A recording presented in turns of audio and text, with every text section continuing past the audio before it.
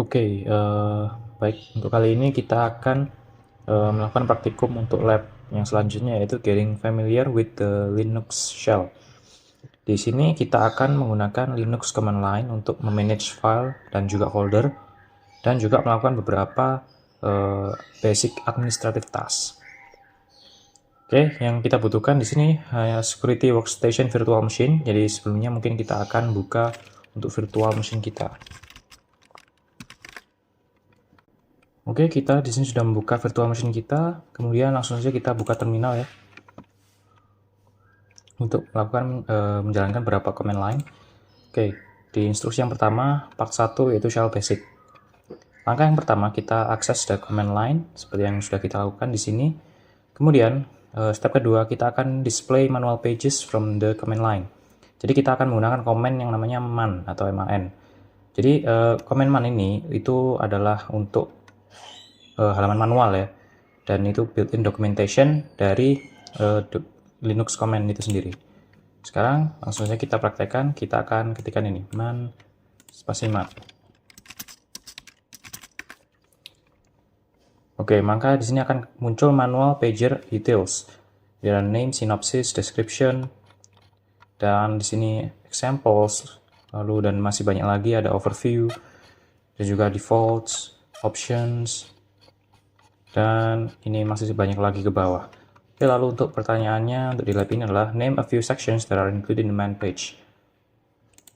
Jadi di sini tadi ada lalu ada ini control format output, kemudian ada exit status environment, kemudian ada files, also history, bugs. Oke, maka kita bisa menjawab pertanyaan dari lab ini.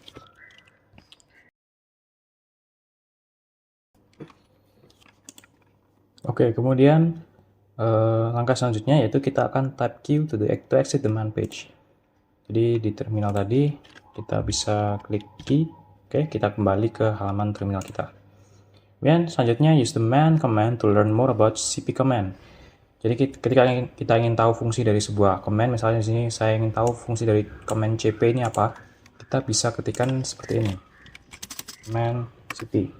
Maka user command di sini ada cp, itu untuk copy files and directories.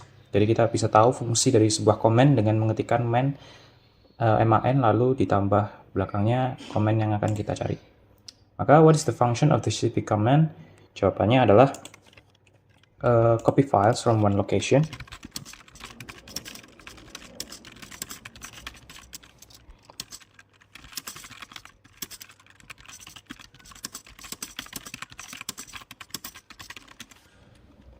Oke, lalu selanjutnya pertanyaannya adalah what command would you use to find out more information about pwd command? What is the function of the pwd command?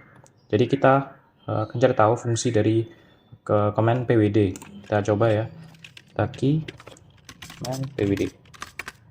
Oke, pwd ini adalah digunakan untuk print name of current atau working directory.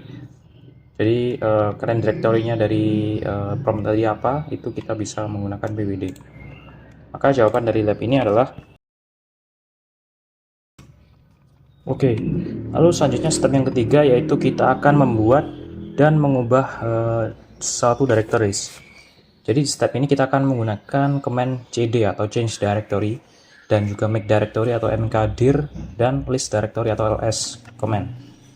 Nah, yang pertama kita ketikkan dulu pwd di prompt kita untuk mengetahui directory kita saat ini di mana. Pwd. Nah, ini adalah directory kita saat ini yaitu home analyst. Maka kita bisa menjawab untuk pertanyaan lab ini, what is the current directory? Jawabannya adalah home analyst. Oke. Lalu selanjutnya, langkah yang selanjutnya yaitu kita akan navigate to the home analyst directory. Kalau misalnya kita tidak sedang berada di directory home analyst, karena saya sudah berada di directory home analyst, maka kita tidak perlu melakukan mengubah directory ke home analyst. Kemudian kita langsung saja mengetikkan ls -l di command prompt untuk melihat list file dan folder apa saja yang ada di directory saat ini. Oke, kita langsung coba ls -l. Oke, ini adalah beberapa files dan folder yang ada di directory kita saat ini, yaitu di home analyst. Ada desktop, document, download, lab, support file, second drive, dan space.txt files. Oke, hampir sama seperti ini. Kemudian di directory saat ini kita akan membuat suatu directory dengan mkdir command untuk membuat 3 folder baru, yaitu SciOps folder 1, folder 2, dan folder 3. Kita akan membuat ini 3 kali ya, kita akan ulang 3 kali di mkdir SciOps folder 1, kemudian kita ulangi mkdir SciOps folder 2, lalu terakhir mkdir SciOps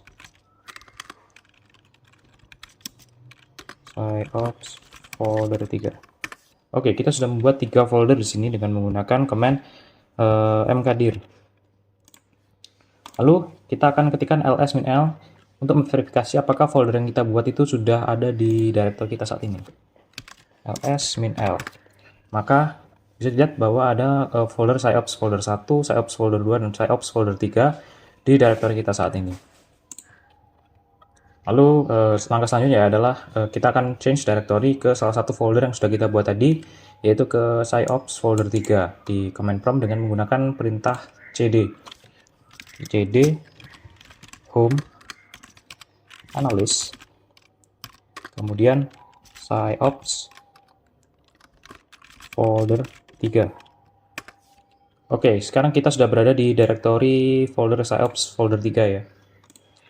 Lalu kita bisa jawab pertanyaan ini, which folder are you in now? Maka jawabannya adalah home analyst SciOps folder 3. Oke. Lalu yang selanjutnya adalah ada beberapa catatan ya. Yang pertama di analyst SecOps atau ini ada simbol tilde atau simbol ini ya, gelombang. Itu merepresentasikan bahwa itu adalah user directory saat ini, home directory user saat ini. Dan di contoh ini directory home directory dari user itu adalah home analyst. Jadi di sini ya ada lambang seperti ini artinya home directory dari user itu adalah di sini, home analyst. Kemudian ada juga lambang dolar atau dollar sign, yang itu artinya mengindikasikan privilege dari regular user. Kalau misalnya ada simbol hashtag seperti ini, itu artinya kita mengindikasikan elevated privilege atau root user. Dan juga ada satu challenge di sini untuk ketikkan komen cd tanda gelombang ini ya, kemudian deskripsikan apa yang terjadi. Oke, kita akan coba cd seperti ini. Maka yang terjadi adalah kita kembali ke directory kita yang semula, yaitu di home analyst ya, seperti ini. Kalau misalnya kita jawab pertanyaan ini adalah jawabannya. Jadi directory kita akan berubah ke home directory karena shell itu akan menginterpretasikan bahwa simbol ini itu adalah sebuah shortcut untuk home directory dari user saat ini. Jadi cd ini akan mengubah current user home. Kemudian langkah selanjutnya kita akan menggunakan mkdir command lagi untuk membuat satu folder bernama SciOps folder 4 di dalam folder SciOps folder 3. Caranya hampir sama seperti tadi. mkdir home analyst SciOps folder 3, kemudian langsung SciOps folder 4, SciOps folder 4. Oke, kita sudah berhasil membuat satu folder lagi di dalam SciOps folder 3 bernama SciOps folder 4. Untuk mengecek apakah benar, kita menggunakan command ls-l ya. Kita langsung copy saja ini ya. ls-l home analyst SciOps folder 3. Oke, di sini kita lihat bahwa ada satu folder bernama SciOps folder 4 di dalam directory ini ya, atau folder SciOps folder 3 ini. Maka kita berhasil menambahkan satu folder di sini. Kemudian di poin ini kita setelah menggunakan full atau absolute path. Absolute path itu adalah term yang digunakan untuk referring path that always start at the root directory. Jadi kita juga bisa menggunakan yang namanya relative path. Relative path itu mengurangi kita mengetik panjang-panjang seperti ini ya. Jadi kita tidak harus mengetik home, analyst, IOPS folder seperti ini. Kita bisa menggunakan relative path dengan menggunakan tanda titik, yaitu dot dan double dot. Dari IOPS folder 3 directory kita coba ketikkan ls min la ya. ls min la home analyst IOPS folder 3. Oke, harusnya benar. Oke, kita jalankan. Oke, maka di sini ada IOPS folder 4 dan juga ada satu ini titik dan dua titik di sini. Nah, min a tadi itu mengatakan kepada ls untuk menunjukkan semua files yang ada di dalam dari satu directory. Dan tadi ada folder titik dan titik-titik itu ada di dalam ya, di dalam si IOPS folder 3 ini. Kemudian itu digunakan untuk operating system untuk melacak current directory yang disimbolkan dengan titik directory saat ini ya, dan juga parent directory-nya atau titik 2 double dot. Kemudian kita bisa menggunakan dot dan double dot tadi dengan untuk command cd untuk mengubah directory kita. Caranya bagaimana? Coba kita misalnya mengubah directory saat ini ke home analyst IOPS folder 3. cd home analyst IOPS folder 3. Oke, kita sudah di dalam directory ini ya, IOPS folder 3. Kemudian ketika kita mengetikkan cd titik ya, cd titik, maka seolah-olah tidak ada yang terjadi ya. Jadi apa yang terjadi sebenarnya di sini, dia akan mengubah directory IOPS folder 3 ke directory saat ini, yaitu IOPS folder 3 juga. Jadi seolah-olah tidak ada yang terjadi, padahal ada sesuatu yang terjadi. Jadi jawabannya untuk ini adalah oke. Lalu selanjutnya kita akan mengubah directory ke double dot directory, dimana kita akan mengubah directory ke directory satu level di atas directory saat ini atau parent directory. Jadi kita akan menggunakan di sini, kan kita ada di directory IOPS folder 3 ya. Harusnya ketika saya mengetikkan cd double dot itu harusnya kita akan kembali ke directory kita awal, yaitu home analyst. Kita akan coba oke, kita berhasil untuk kembali ke directory awal kita, yaitu di home analyst ya, home directory kita. Maka kita bisa menjawab pertanyaan ini, what happens? Oke, kemudian pertanyaan selanjutnya, what would be the current directory if you issue the cd double dot command at ini? Jadi ketika kita mengetikkan, kita kan sudah berada di home directory. Kemudian kalau kita misalkan ketikkan lagi cd double dot, maka dia akan naik satu tingkat lagi ke home. Jadi kan kita berada di home analyst. Kemudian kita jadi change directory, naik satu lagi kita ke home saja. Oke, lalu kita bisa menjawab pertanyaan dari lab ini. What would be the current directory? Berarti sekarang home. Kemudian pertanyaan selanjutnya, apa directory saat ini ketika kita menggunakan change directory lagi di ini ya, home. Kita coba change cd titik, maka dia akan ke satu directory namanya backslash ya. Ini adalah dinamakan root directory, di mana yang directory yang paling atas ya, parent directory yang paling atas, di mana tidak ada lagi parent directory dari si backslash ini. Jadi jawabannya adalah oke. Kemudian pertanyaan selanjutnya, what would be current directory if you issue cd lagi ya. Jadi di backslash ini ketika kita change directory lagi, kemudian yang terjadi adalah tidak ada yang terjadi karena dia sudah istilahnya root file system ya, tidak ada yang di atasnya lagi. Artinya ketika kita ingin pindah ke atasnya lagi, maka kita akan tetap berada di directory yang saat ini, yang paling tinggi. Jadi jawabannya adalah oke. Kemudian kita lanjut ke step 4, yaitu kita akan redirect outputs. Jadi command line operator yang salah satu yang powerful yang lain di Linux itu ada yang namanya redirect. Jadi direpresentasikan dengan simbol greater than sign atau lebih dari lebih dari. Dan operator ini membuat output dari sebuah command itu di redirect di suatu lokasi atau di terminal Windows saat ini. Oke, caranya bagaimana? Kita langsung ke langkah yang pertama, yaitu kita akan menggunakan change directory untuk berpindah ke home directory awal kita. cd home, atau kita bisa tekan kayak gini, cd. Oke, kita sudah berada di directory home analyst. Kemudian kita menggunakan command yang namanya echo. Echo ini mengeluarkan output ya. Jadi karena kita coba untuk echo, this is the message echoed to the terminal by echo. Oke. Echo, this is a message echoed to terminal by echo. Oke. Maka dia akan mengembalikan lagi nilai ini ya. Kalimat this is a message dan seterusnya ini ke terminal window kita. Dia akan kembalikan lagi, di redirect istilahnya.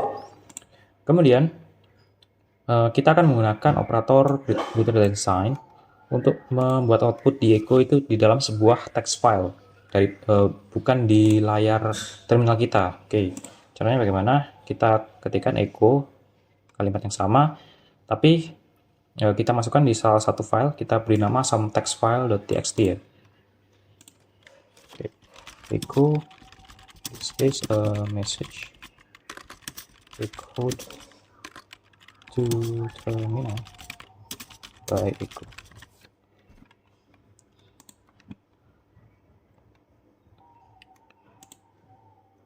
Echo titik ini, kemudian some text files.txt. Oke, apa yang terjadi? Tidak terlihat di sini ya. Jadi tidak ada output yang di display atau ditampilkan. Is that expected? Explain. Jadi begini. The output dari yang kita outputkan tadi ya, ini ya, this is a message echo to terminal by echo, yang sebelumnya tadi kita redirect ke terminal Windows, sekarang kita masukkan ke dalam satu file yang namanya sometextfiles.txt. Jadi wajar saja jika tidak tampil di terminal Windows ini, tapi dia tersimpan di file ini. Jadi untuk jawabannya adalah oke. Lalu langkah selanjutnya kita tahu bahwa subfile text.txt ini tidak ada ya di sebelumnya di folder atau directory kita sebelumnya. Saya belum pernah membuat file bernama ini. Nah, tetapi karena kita sudah menggunakan echo command dan kita sudah masukkan sebuah nilai di dalam file tersebut, ini mana file tersebut doesn't exist atau tidak ada ya, itu maka akan otomatis si terminalnya akan membuat satu file yang namanya sama seperti ini, sometextfile.txt, dan isinya adalah this is a message echo to terminal by echo, sama persis seperti yang saya ini tulis di terminal window. Nah, untuk melihat kita akan coba menggunakan command ls-l. Apakah benar filenya benar-benar dibuat ya? Kita coba ls-l sometextfile.txt ya, nama filenya sometextfiles.txt. Oh sorry,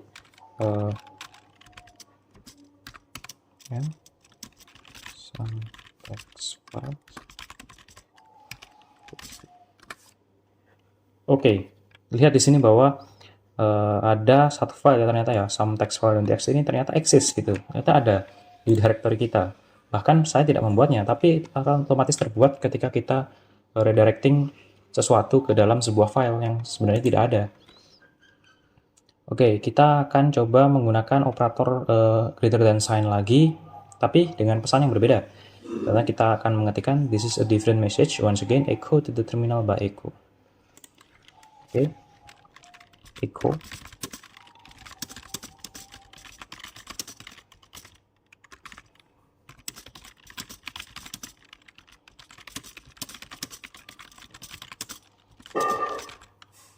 Kemudian kita greater than sign some text files .txt. Oke. Lalu tampak tidak ada yang terjadi ya. Tapi sebenarnya kita sedang melakukan sesuatu di sini. Jadi kita coba menggunakan command cat ya, cat untuk menampilkan konten di some text file .txt ini tadi.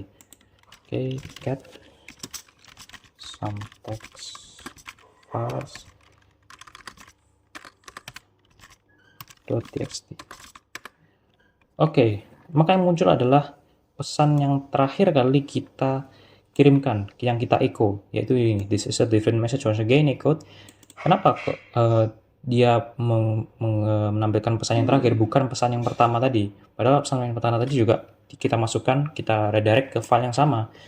Ini yang pesan this is a message echo to the terminal by echo, ini lebih dahulu kita redirect ke dalam file some text files ini daripada yang terakhir. Itu karena kita menggunakan operator ini ya, greater than sign. Nah, kita bisa jawab untuk pertanyaan ini, what happened to the text file?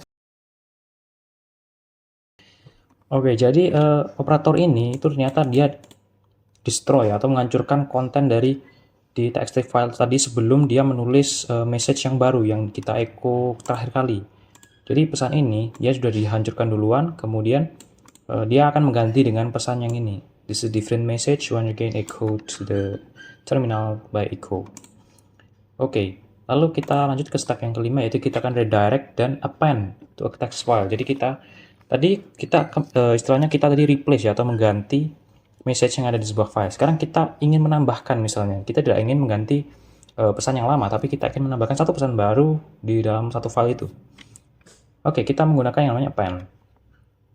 Jadi kita coba ya, echo this is another line of text, it will be append to the output file. Nah, operatornya di sini bukan lagi hanya satu ya, tapi dua tanda greater than sign.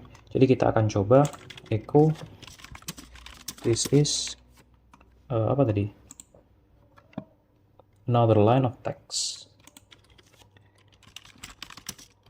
Line of text. Oke, mungkin segini saja cukup. Nah, bedanya kita akan membuat dua tanda ini double, kemudian ke filenya some text files.txt. Oke. Nah, sekarang kita coba cek ya dengan command cat file yang baru saja kita append.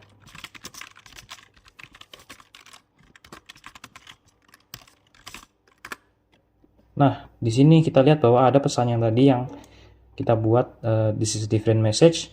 Dan kemudian ada satu lagi tambahan di baris bagian bawahnya, yaitu this is another line of text yang baru saja kita echo, yang baru saja kita redirect. Artinya dia akan menambahkan di satu baris bawahnya, bukan mengganti keseluruhan isi dari file .txt tadi. Maka jawaban dari lab ini, what happened to the text file? Oke, jawabannya adalah oke, lalu kita lanjut ke step yang keenam. Kita akan mencoba melihat hidden files di dalam Linux ya. Jadi hidden files di Linux itu ada namanya hidden files atau file yang tersembunyi, yang biasanya diawali dengan namanya single dot.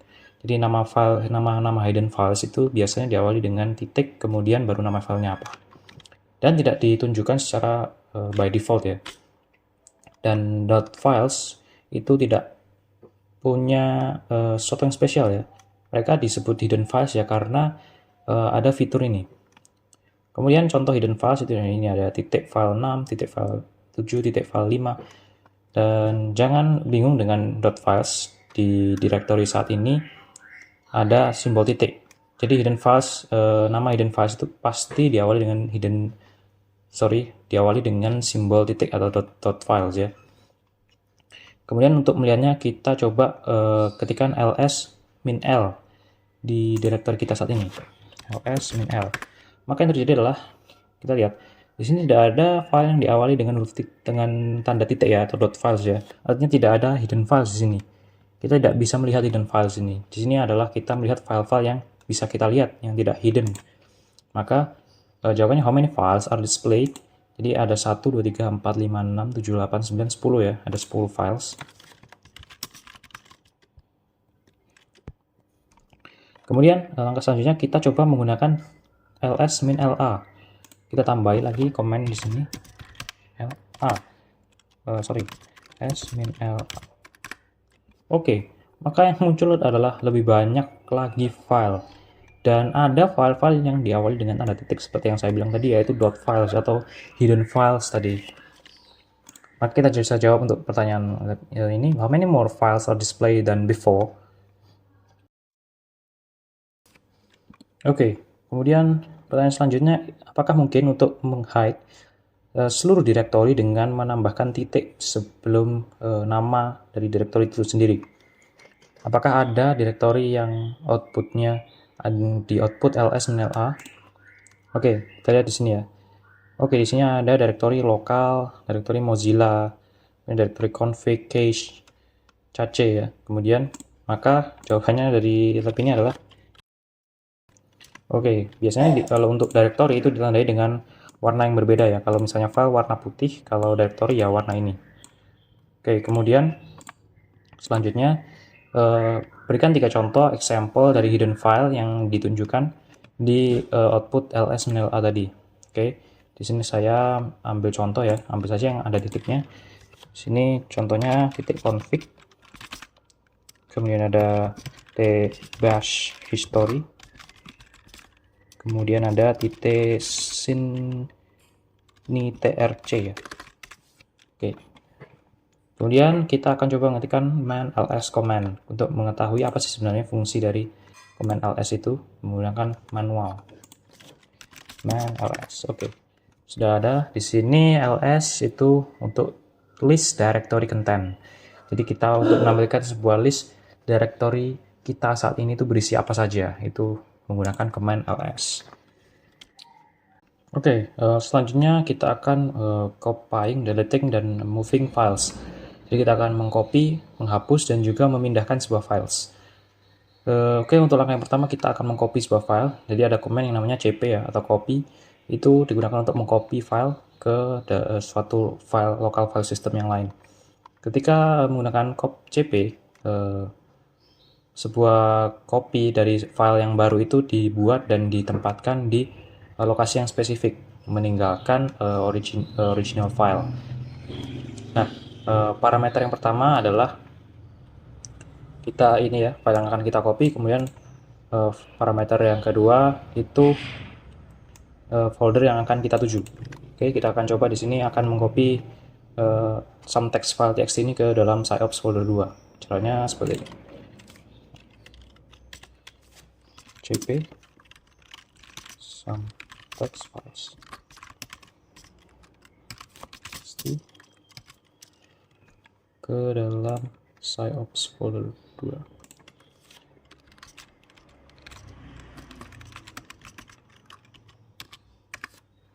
Oke, kita di sini sudah berhasil mengcopy file ini ke dalam sciops folder 2. Oke, jadi untuk pertanyaan lab ini, what are the source and destination files?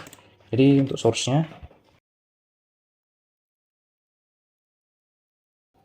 oke, kemudian langkah selanjutnya adalah kita akan menggunakan command ls untuk memverifikasi bahwa file ini itu sekarang berada di sciops folder 2 yang sudah kita copy tadi. Oke, caranya adalah dengan kita menggunakan command ls ya, ls sciops folder 2. Oke, kita lihat di sini ada satu file ya, some text files.txt, artinya kita berhasil untuk mengcopy file some text file ini ke dalam folder sciops folder 2. Oke. Kemudian yang langkah yang kedua kita akan menghapus files dan juga directory dengan menggunakan command remove atau rm ya, disingkatnya rm, di sini tulisannya rm. Oke, caranya misalnya kita akan menghapus file yang tadi kita copy ya, yaitu rm some text file.txt dari home directory kita. Kita coba lihat dulu ya, ls min l. Oke, di sini masih ada ya filenya some text file.txt. Sekarang coba kita rm some text files.txt. Oke, kemudian kita coba cek lagi ls min l, maka sudah tidak ada ya file some text file.txt yang sebelumnya, karena sudah kita hapus, maka filenya sudah hilang dari home directory kita. Oke, kemudian directory itu juga dianggap sebagai sebuah file, makanya kita juga bisa menghapus directory. Contohnya sekarang saya ingin menghapus directory sciops folder 1. Cuman bedanya untuk menghapus directory kita harus menambahkan -r di sini, artinya recursive. Oke, kita coba untuk menghapus sciops folder 1 ya. Bisa kita lihat di sini masih ada foldernya. Kalau bisa kita akan hapus sciops folder 1. Oke, kemudian kita cek lagi ls-l, maka sciops folder 1 akan hilang dari home directory kita, sudah terhapus ya. Oke, next kita akan memindahkan files dan juga directories. Caranya adalah dengan command mv atau move. Misalnya saya akan memindahkan ini ya, file sometext file.txt ini ke dalam dari folder 2 kembali ke home directory. Maka kita bisa ketikkan mv folder 2 sometext itu ya.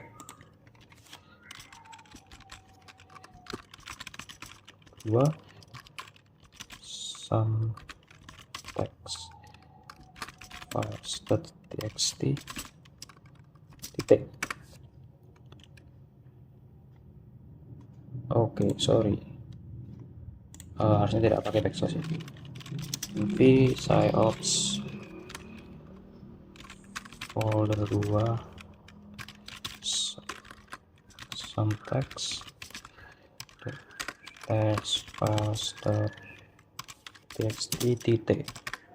Oke, kita harusnya sudah bisa memindahkan file sometext files ini ke home directory kita. Coba kita cek ls-l. Nah, dia sudah kembali ke home directory kita. Sebelumnya dia di dalam sciops folder 2 ini ya. Oke, itu tadi untuk memindahkan sebuah file ya. Jadi, untuk pertanyaan ini, what command did you use to accomplish the task? Maka jawabannya adalah oke.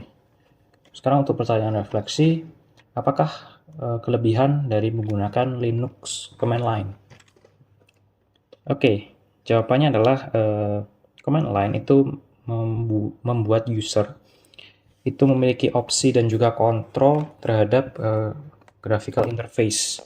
Jadi user menjadi lebih experience dengan command line, maka user bisa mengkombinasikan komen-komen ini yang tadi kita coba tadi di dalam script untuk melakukan beberapa rutinitas task ya.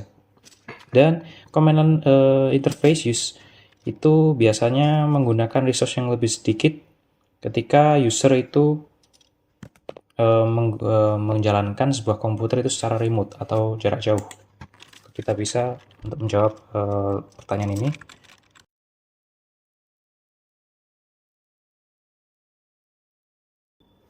Oke, itu dari jawaban untuk pertanyaan refleksi.